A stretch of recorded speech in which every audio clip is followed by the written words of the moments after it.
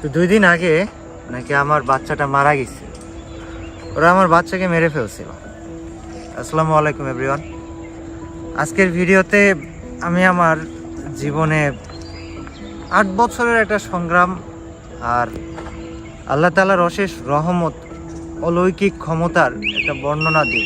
পুরোটা শুনলে বুঝতে পারবেন যে আসলে এই দুনিয়াতে সায়েন্সের উপরে আল্লাহর মহিমা কত বড়, কত অসীম। তো ঘটনা শুরু হয়ে আজ থেকে 8 বছর আগে। অনেকে জানেন, অনেকে জানেন না। আমি অনেক ছোট বয়সে আমরা বিয়ে করি। আমি তখন কলেজে পড়তাম। তো ওই সময় ধরেন বাবা মা সবাই এত ছোট বয়সে বিয়ে হ্যান ত্যান অনেক ধরনের কথা বলতো। তার উপরে ইনকাম ছিল না, চিন্তা ছিল, প্যারা ছিল। আমরা না বাচ্চা নিতে চাইতাম না। এবং জীবনে সবচেয়ে বড় ভুল করছি যেটা, গর্ভনিরোধক পিল আমরা ওই সময় ইউজও করছি অনেক, যে আমাদের এখন বাচ্চা দরকার নেই। মানে সবার মতো একটা চিন্তা ভাবনা যে এখন না 4-5 বছর পরে বাচ্চা নিব বা টাকা পয়সা হলে বাচ্চা নিব হ্যান ত্যান। তো এই করতে করতে ধরেন যে আমরা প্রায় 5টা বছর পার করে ফেলি। তারপর যখন আসলেও আমাদের একটা বাচ্চা দরকার, তখন আমরা ট্রাই করা শুরু করি। কিন্তু ততদিনে যা ক্ষতি হওয়ার হয়ে গেছে। ক্ষতি হওয়ার বলতে আমি আপনাদেরকে ভেঙে চুরে বোঝাই। অনেকে ছোট বুঝবেন না, অনেকে বুঝবেন, তারপরেও ভেঙে চুরে বোঝাই। এটা জীবনের জন্য একটা শিক্ষা আমাদের দরকার। কেউ একজন দরকার যে শেখাবে, আমিই হলাম, সমস্যা নেই। তো আসলে এই জন্ম নিরোধক বড়িগুলো বা পিলগুলা খাইলে কি হয়, মেয়েদের তো বাচ্চাটা থাকে হচ্ছে জরায়ুর থলির ভিতরে, ওইখানে অনেক কমপ্লিকেশনস হয়। জাস্ট অল্প কথায় বোঝাই দিলাম, অনেক ধরনের জটিলতা তৈরি হয়, যার ফলে বাচ্চার ধারণ ক্ষমতা কমে যায়। শেষ জামনায় এমনি তো মেয়েদের বাচ্চা ধারণ ক্ষমতা কমে যাবে, এটা বলেই দিছে আল্লাহ, কিন্তু এটার কারণ আছে, আমরাই কমাচ্ছি এই জন্ম নিরোধক বড়ি হ্যান ত্যান পিল এই সেই অনেক কিছুর মাধ্যমে। তো যাই হোক, ঘটনা আসে এরকম যে 5 বছর পার হওয়ার পরে 2 বছর পার হয়ে যায়, আমরা বাচ্চা নেওয়ার জন্য পাগলের মতো অবস্থা হয়ে যায়। কোথায় যায় নাই ওরে নিয়ে। এ বলছে কবিরাজের কাছে যাইতে হবে, ও বলছে ডাক্তারের কাছে যাইতে হবে, এ বলছে ঝাড়াইতে হবে, এ বলছে রস করে খাওয়াইতে হবে অমুক গাছের পাতা। সব কিছু করছে। সব কিছু করার পরে হঠাৎ করে আমি একটা জেদে আটকায় বসি যে আমি আর কোথাও যাব না। ওই সময় আমার পরিবার, তোমাদের ভাবি, সবার একই কথা, রাজশাহী যেতে হবে বা ভারত যেতে হবে, ডাক্তার দেখাইতে হবে। আমি জেদ করে বসি যে যাব না, যা হবার কুষ্টিয়াতেই হবে যদি আল্লাহ চাই। এরপর আগের বছর গাইজ কি হয়, আমার দাদু মারা যায়, যেটা তোমরা আমার ইউটিউবে যারা আমার সাথে আছো দেখছো। এর মধ্যে আমার ইউটিউব ক্যারিয়ার হয়ে যায়, ইউটিউব চ্যানেল দাঁড়াই, ইনকাম করা শুরু করি, গাড়ি হয়, বাড়ি হয়, অনেক কিছু হয়। কিন্তু যেটা একটা বিবাহিত কাপল, একটা বিবাহিত দম্পতি, একটা বাবা মায়ের দরকার, একটা বাচ্চা, সেটাই আমাদের হইতেছিল না। আমি নিজের চোখে আমার যেই বউকে আমি ছোটবেলা থেকে মানে দেখে দেখে বড় হয়েছি, ছোটবেলা বলতে স্কুল লাইফ থেকে, আমি সেই বউকে পাগলের মতো আচরণ করতে দেখছি। যেই বউ নিজে মানে আমার পাশে একটা মেয়ে ফ্যান ছবি তুললেও সেই মেয়েকে মেরে ফেলবে এমন একটা রাগ দেখাই, সেই বউকে আমি শুনছি এই কথা বলতে যে তুমি না হয় আরেকটা বিয়ে করো। মানে আমি তাকে সারা রাত নামাজে বসে কাঁদতে দেখছি, তার কান্না দেখছি, আমি কাঁদছি। তো গত বছর যখন আমার দাদা মারা যায়, আমি ইউটিউবে পোস্ট করছিলাম, সব জায়গায় পোস্ট করছিলাম, তোমরাও দেখছিলাম আমার দাদু মারা গেছে।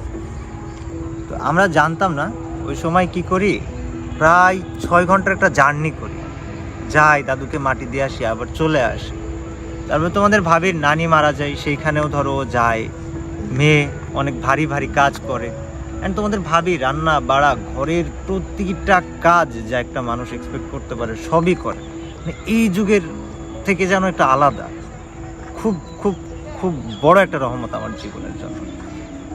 তো ওই ভারী জিনিস টানা হেঁচড়ার সময় আর ওই 6 ঘন্টা জার্নির ফলে তোমাদের ভাবি যে কনসিভ করছিল, আমিও টের পাইনি, তোমাদের ভাবিও টের পাইনি। আমরা অনেকবার টেস্ট করছি, ওর মাঝখানে অনেকবার টেস্ট করছি। তো তোমাদের ভাবির বাচ্চাটা পড়ে যায় বলতে নষ্ট হয়ে যায়। ওটাকে বলে ডেলিভারিটা, মানে কি বলবো, বেবিটা ফল করে, নষ্ট হয়ে যায় একবার। আমি তারপর আমার বইয়ের মানে আমি ওর চেহারাটা দেখছি, আমি ওর চেহারা কোনোদিন ভুলতে পারবো না। তারপরেও আমার ওই সিদ্ধান্তে কেন জানি অটল থাকি আমি, যে আল্লাহ দিলে এই কুষ্টিয়াতেই হবে, আমি আর কোথাও দৌড়ঝাঁপ করবো না। তো ঘটনা এবার এই বছরে এই যে কোরবানির ঈদ আসলো ওই সময়, কোরবানি ঈদের একদিন না 2 দিন আগে যেন আরাফাতের দিন থাকে, আরাফাতের দিন আমার সামনে একটা ভিডিও আসে। ভিডিওটাতে মানে র্যান্ডম ভিডিও, আমি ভিডিওটাতে দেখি যে আরাফাতের দিন নাকি জোহরের পর থেকে তোমার মাগরিব পর্যন্ত মানে সন্ধ্যা পর্যন্ত নামাজে বসে আল্লাহর কাছে যে কোনো কিছু দোয়া করলে কবুল হওয়ার সম্ভাবনা অনেক অনেক অনেক বেশি থাকে। লোভ সামলাইতে পারি না, বউকে খুশি করার লোভ, বাবা মার একটা নাতিপুতি দরকার, এতগুলো বছর হয়েছে সেই লোভ, নিজেকে খুশি করার লোভ। আমাদের এখানে সরকারি কলেজের সাথে একটা মসজিদ আছে, বেশিরভাগ কলেজ স্টুডেন্টরা মসজিদটাতে যায়। আমি ওই দিন জোহরের পরে মেবি 4টা, আসরের একটু আগে মসজিদে চলে যায়, 6টা পর্যন্ত সিজদায় বসে আল্লাহর কাছে একভাবে চাই। তারপর বাসায় চলে আসি এবং এটা ঘটনা ঘটার পর আমি ভুলে যাই যে এমন কিছু হয়েছে। দেন তোমাদের ঠিক 1 মাস পরে ভোর 5টার দিকে কোরবানি ঈদ শেষ, ঠিক 1 মাস পরে ভোর 5টার দিকে ঘুমায় আসি, তোমাদের ভাবি এসে হুড়পাড় করে আমাদের ঝাঁকি দেয়, মানে ধাক্কা দেয়, উঠো উঠো উঠো, কি হয়েছে, কি সমস্যা। তো আমরা বেবিটা টেস্ট করার জন্য 2টা টেস্ট নিয়ে আসতাম, একটা ডিজিটাল একটা অ্যানালগ। আমাকে অ্যানালগ টেস্টটা দেখায় যে দেখো মানে কনসিভ করছে, আমি পজিটিভ দেখাচ্ছে, আমার বিশ্বাস হয় না। আমাকে আবার সাথে সাথে পাঠাই, তুমি আবার টেস্ট করো ডিজিটালটা দিয়ে, ডিজিটালটাতেও পজিটিভ আসে। ওই দিন সকালে মানে মনে হয়েছিল যে শালা আকাশের চাঁদ মনে হয় এখনই হাতে পাইছে ভোর 5টার সময়। একদম মানে এইগুলো কোনো ভিডিওর কথা না, এগুলো জাস্ট বাস্তব জীবনের কথা, কিছু শিক্ষা হয়তো তোমরা এখান থেকে গ্রহণ করবা, দিচ্ছি তোমাদেরকে। তো তোমাদের ভাবি কনসিভ করে, আমি কাউকেই জানাই না, কারণ মানুষের বদনজর সম্বন্ধে অনেক ভয় জেগে গেছিল আগের বার বাচ্চা নষ্ট হওয়ার পরে। তো তারপরে 2 মাস না 2.5 মাস পরে ওই সময় তোমার ভাবি একটু একটু টক খাওয়া শুরু করছে।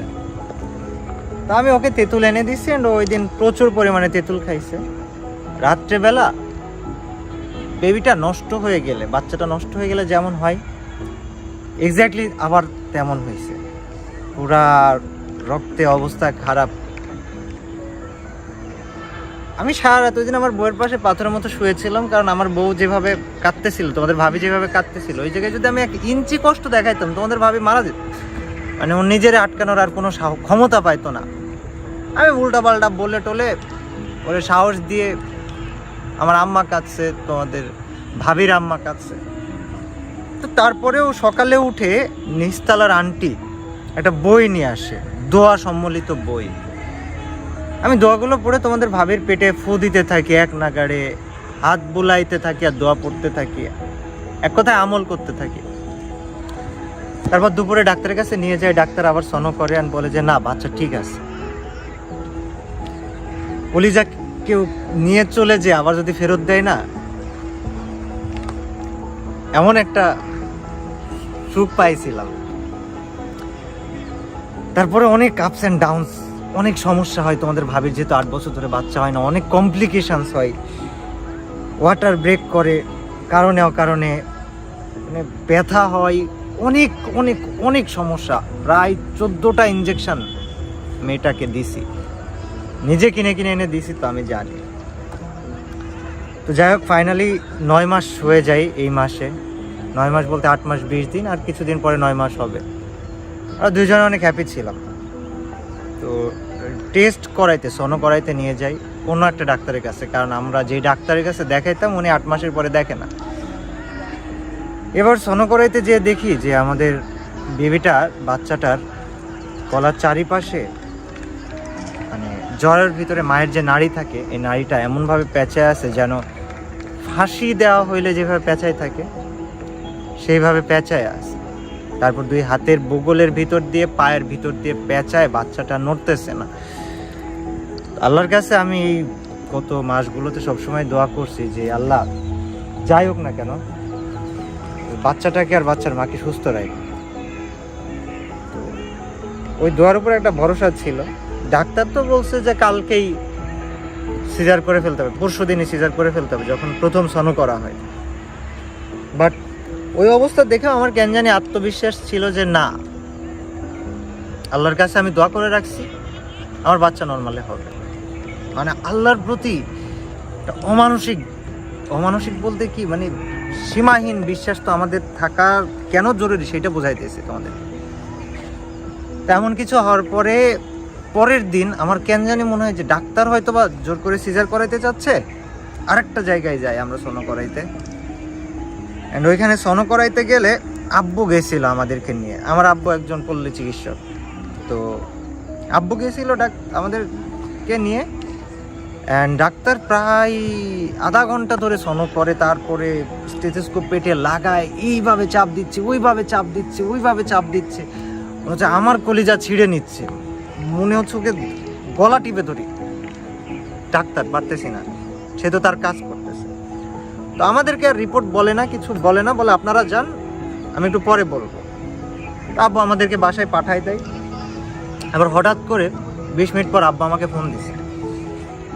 ফোন দিছে, তুমি কই আসো। গেছি, বলে বৌমারে এখনই নিয়ে তুমি আরেকটা হসপিটালে যাও, আবার সোনো করাও এখনই। আমি বলছি মাত্র করাই গেলাম, একটু পরে যাচ্ছি, এখনই যাও। আমি আব্বু রাগটাগ দেখে, আমি তখনও জানি না কি হয়েছে, তো আমার মনে বলছিল যে আমাদের বাচ্চাটা নাড়ি পেঁচায় থাক, ফাঁস লেগে থাক, যেভাবেই থাক নর্মালে হবে। বাট যখন আমরা দ্বিতীয়বার সোনো করে, হার্টবিট 151, এভরিথিং পারফেক্ট, বাট ওই পেঁচানোটা নাকি আরও একটা পেঁচাইছে সোনোতে। আমাকে ডাক্তার বসে বসে দেখাই, তো আব্বু এসে বলে যে এখনই চলো উপরে ডাক্তারের কাছে চলো, যাকে দিয়ে আগের দিন দেখাইছিলে, যে সিজার করতে বলছিল তার কাছে চলো, এখনই চলো। আরও ঘন্টা খানিক বসে থাকি, তারপর ডাক্তার আসে। ডাক্তার এসে রিপোর্টটা দেখে বলে আজকেই সিজার করতে হবে, রাত্রেবেলা চলেন। তো আমরা মোটামুটি 5:30টার দিকে ওইখান থেকে এসে ক্লিনিকে ভর্তি হই, যে এখানে ডাক্তার আসবে, সিজার করবে। 10 মিনিটের মধ্যে নার্সরা এসে তোমার ভাবিকে নিয়ে যাচ্ছে। আমি বলি কই যান? বলে ডাক্তার এখনই আসবে, এখনই সিজার করবে। ইটস লাইক কোরবানির পশু ধরে এখনই কাটে ফেলতে হবে।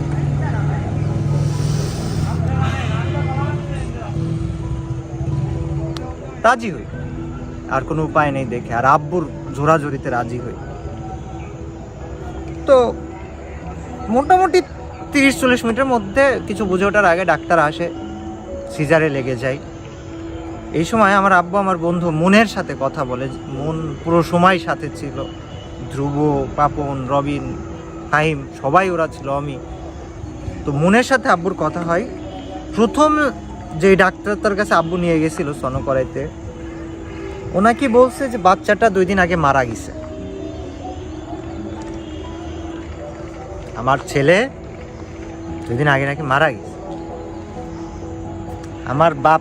আমার আব্বাকে আমি বাপ বলি, শুনো, জীবনে আমার বাপরে আমি ঘাবড়াইতে দেখি নাই। অনেক বড় বড় কাহিনী করছে, অনেক বড়, বোঝাইতে পারবো না, হিউজ লেভেলের বড় কাহিনী করছে। আমি জীবনে এই মানুষটাকে ঘাবড়াইতে দেখি নাই। কালকে আমার আব্বা এমন ঘাবড়াইছে, চেহারার দিকে তাকাইলে বুঝতে পারবো, মানে পারতেছি আমি, কিন্তু আমি কারণ জানি না কেন। মন যখন আমারে বলতেছে যে এই ঘটনা, আর পার নিচ থেকে মাটি গায়েব, সরে গেছে, আমি দুনিয়ায় নাই। কি বলছে ডাক্তার এটা? এর মধ্যে আমার ভাই আসে, তুষাররতন ভাই, আর আমি 2 তলায় পা দেওয়ার সাথে সাথে বাচ্চার কান্নার আওয়াজ শুনি। তোরা অপারেশন রুমে কাউরে যেতে দেয় না। ধাক্কা মারে 2-3 বার ঢোকার চেষ্টা করি, ঢুকে একবার বাট বের করে দেয়। তো আরও 10-15 মিনিট পরে বাচ্চাকে নিয়ে আসে। আমি নিতে যাবো, আব্বু পাশে দাঁড়ায়, বলে যে না, ও মেরা ভি বাপ, মানে ও তেরে বাপ কা বাপ है।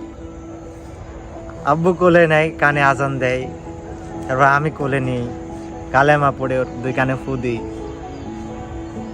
প্রথমে যখন বাচ্চা কনসিভ করছে খবর পাইছিলাম, আকাশের চাঁদ পাইছিলাম, তো এবার মনে হয়েছে জান্নাত পেয়ে গেছে।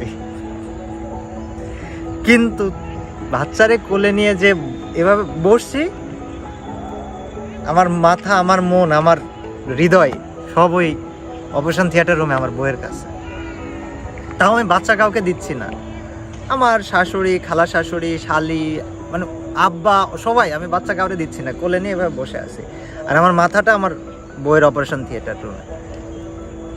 তো তার কিছুক্ষণ পরে আমাকে ডাক দেয় ডাক্তার। আমি বাচ্চাকে শাশুড়ির কাছে, আমার ছেলেকে শাশুড়ির কাছে দিয়ে তড়ি ঘড়ি করে ঢুকে দেখি তোমাদের ভাবি শুয়ে আছে। আমার বউ আমার সামনে দ্বিখণ্ডিত, অর্ধেক ভাগ করা, কেটে ফেলা, অর্ধেক কেটে ভাগ করে রেখে দাও। আমি দাঁড়ায় 4-5 সেকেন্ড দেখলাম যে আমার বউ কেটে ফেলে রাখা। আস্তে আস্তে ওর মাথার কাছে গেলাম। আন্টি আমাকে চিনে, কাব্য বলবো, কাব্য আসো। যে তোমাদের ভাবির মাথায় হাত বুলাই দিচ্ছি, বলতেছি লাগছে, ব্যথা লাগতেছে, মানে কেটে 2 ভাগ করে রাখছে। আমি বলতেছি ব্যথা লাগতেছে, ও বলে না, এদিকে 2 চোখ দিয়ে পানি পড়তেছে। মাথায় হাত বুলাই দিতে থাকে। আমাকে ডাক্তার আন্টি বলে যে কাব্য বাইরে যাও। বলে আন্টি আমি যাবো না, আমি থাকি। বলে আরে না রে বাবা, আমি সেলাই করব কিভাবে, বাইরে যাও। মানে তখনও কেটে 2 ভাগ করে রাখা। বলে না আন্টি আমি যাবো না। বলে এই যে সুযোগ দিছি, মাথায় উঠতেছো, যাও, স্যানিটাইজ করার ব্যাপার আছে, হ্যান ত্যান। মানে আসলে অপারেশন থিয়েটার রুমে অনেক সেফটি প্রিকশনস আছে, যে কেউ গেলে ইনফেকশন হয়ে যেতে পারে। আমার বউরে রাখে আমার আসতে ইচ্ছা করতেছিল। আমি রুম পারে বলতেছি খুব কষ্ট হচ্ছে। ডাক্তার আন্টি রাগ হয়ে গেছে, বলে তুমি শুয়ে পড়ো, তোমারে কাটে ফেলে। আমার 2 ভাগ করে রাখা বউকে আমি অপারেশন থিয়েটারের মধ্যে রেখে বাইরে এসে 40-45 মিনিট দাঁড়াইছিলাম সেলাই শেষ হওয়া পর্যন্ত।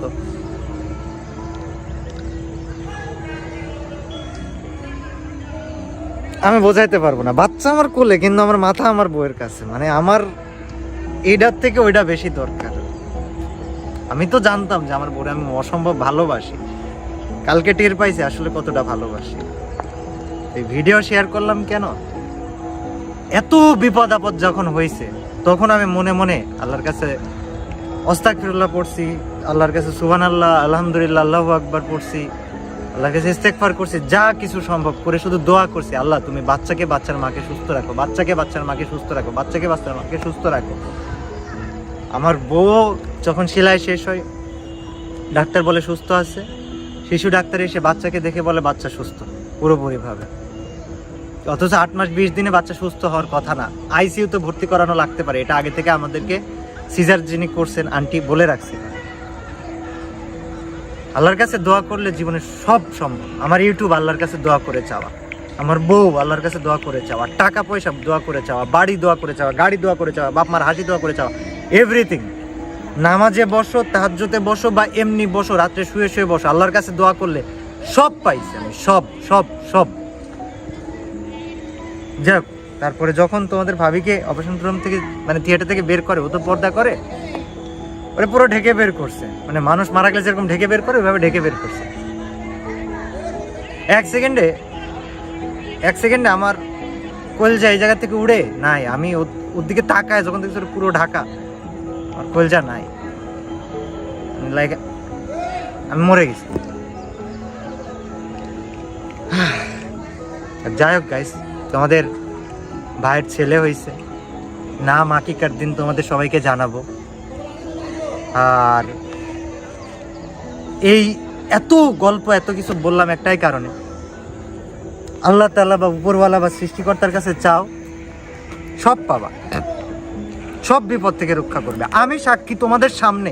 এরপরও যদি তোমরা বিশ্বাস না করো, কিছু বলা নাই, কোনো সায়েন্টিফিক ব্যাখ্যা নাই, কোনো বৈজ্ঞানিক ব্যাখ্যা নাই।